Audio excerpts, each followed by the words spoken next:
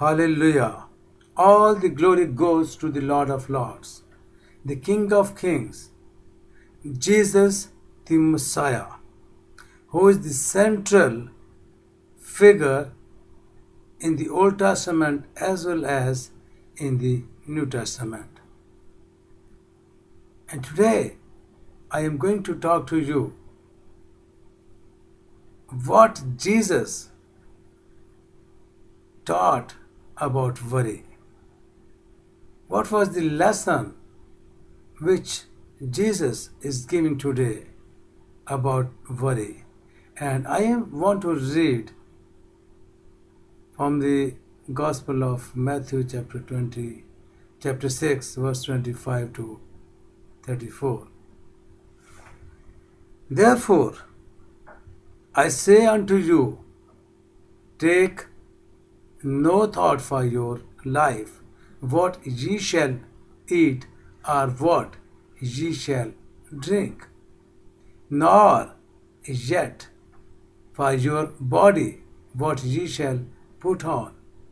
Is not the life more than meat, and the body than raiment? And verse 26, behold, the fowls of the air, for they sow not, neither do they reap, nor gather into barns. Yet your heavenly Father feeds them. Are yet not much better than they? This is a question that for God, our value is much more than the birds, much more than anything else. Which of you, by taking thought, can add 1 cubit unto his stature? Anyway, take ye thought for raiment. Consider the lilies of the field, how they grow. They toil not, neither do they spin. And yet I say unto you, that even Solomon in all his glory was not arrayed like one of these. Wherefore, if God so clothe the grass of the field, which today is, and tomorrow is cast into the oven, shall he not much more clothe you, O ye of little faith? And verse 31, therefore take no thought, saying, what shall we eat, or what shall we drink, or whither shall we be clothed? For after all these things do the Gentiles seek. For your heavenly Father knows that ye have need of all these things. And verse 33 tells us, but seek ye first the kingdom of God and his righteousness, and all these things shall be added unto you. Take therefore no thought for the tomorrow, for the tomorrow shall take thought for the things of itself. Sufficient unto the day is the evil thereof. Matthew chapter 6, verse 25 to 34. Many people in this world, they are worried for their future instead of depending and trusting in the Lord God. Because of the ill effect of worry, Jesus tells us not to worry about those needs that God promises to supply. If we depend on God, God is the one who is the provider. God is the one who has given us life. God is the one who can take care of everything. And we should not worry about things. Worry may damage your health. First of all, you must know that if you will be too much worry, the worry can damage your health. Your blood pressure can be high if you worry too much. You can have some other sicknesses or diseases in your life. So, Jesus encouraging you not to worry about anything. Worry may damage your health. Number two, disrupt your productivity. What you want to product, what you want to do, what you want to achieve in this world, you cannot achieve if you will be too much worry about anything. And number three, negative affect the way you treat others. If you will be too much worry, you cannot treat others in a better way. That is another effect which is going to be happen on your health, on your behavior, on your character if you will be too much worry. And number four, reduce your ability to trust in God. Reduce your ability, it will reduce your ability to trust in God. How many ill effects of worry are you experiencing?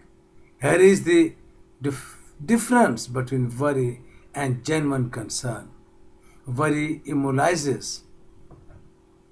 Worry immobilizes, but concern moves you to action. Many people, they are worried too much, but they cannot achieve anything because they are only worry and thinking by doing no action, taking no action, and then that worry affects on their health. Jesus said very clearly, seek the kingdom of God above all else and live righteously, and He will give you everything you need, according to Matthew chapter 6 verse 33. Means to put God first in your life, to fill your thoughts with His desire, to take His character for your pattern, and to serve and obey Him in everything. And then you will see how God is going to bless you, how God is going to take care of you, and how God is going to change your life.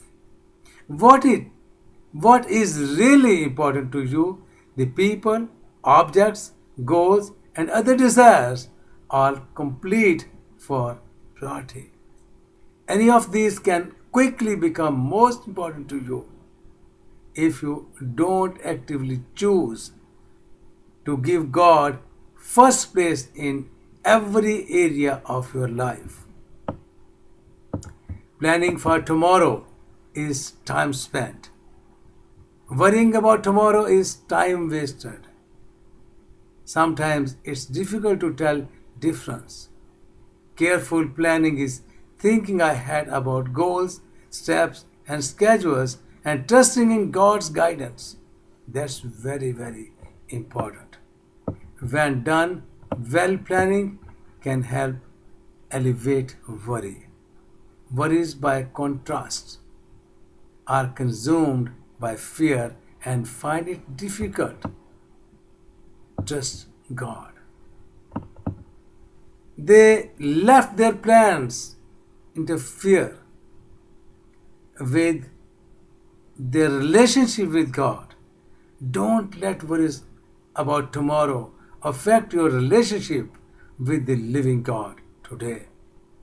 Following are the 7 reasons not to worry for future, not to worry for tomorrow. There are 7 reasons which I want to explain here. Number 1, the same God who created you can be trusted with the details of your life. Number 1, the same God who created you can be trusted with the details of your life. Again, number 1, the same God who created you can be trusted with the details of your life. And number two, worrying about the future hamper your effects for today. And number three, worry is more harmful than helpful. And number four, God does not ignore those who depend on Him. God always takes care of them. God always bless them on due time. And God knows how to solve your problems. And number five, worrying shows a lack of faith in and understanding of God. Worrying shows a lack of faith in and understanding of God. So never try to be worried for anything. Worrying keeps us from real challenges God wants us to pursue. And number seven, the last one, living one day at a time keeps us from being consumed with worry. So always trust God and never be worried about anything. He knows our needs. Here I remember an incident. One day in New York, we didn't have money or food at home. My children were sleeping. Children didn't know the economic situation of the family. I was just talking to God in prayer. Somebody knocked the door. We were not expecting anyone to visit us at 6 a.m. without any appointment. This was an elder from the Korean Assembly of God Church.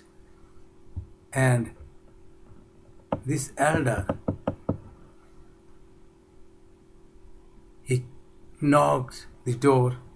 I surprised, who is knocking the door at this time? And in brief, this man, I opened the door and I saw this elder was from the Korean church. And he gave me an envelope. And in the envelope there were 400 US dollars. And he said to me, God spoke to me. And God said to me, go and give this money to Reverend Dr. William Sampson because he desperately needed it. Because the day before, I met some pastor and I was having $600 with me, and that I gave to that money to the needy pastor. Just I gave him. And I was having no money left in my pocket. But God is the one who was worried about me, and God, through this man, he blessed me. And this man came and he gave me that money. He said to me while I was praying, God spoke to me and directed me to help you with this money and food stuff. So this is not from me, but from the living God. I realized that God always cares for His people who pray to Him from the core of their heart. If you pray to God from your heart, He is always there to listen to you. He is always there to solve all your problems. He is always there to take care of all your worries. Give all your worries to Jesus Christ because He is the living God and He answers each and every prayer. He is able to answer you. He is able to solve all your problems. He is able to take you out from any difficult situation because He is the mighty God, because He is the living God. And for Him, there is nothing difficult and nothing impossible. Trust the Lord and give all your worries to Jesus Christ because He is living God and He will solve all your problems. May the Lord be with you. God bless you and keep you always healthy, trusting in the Lord. Always trust the Lord and He will bless you and He will solve all your problems. Give all your worries to Jesus Christ. God bless you.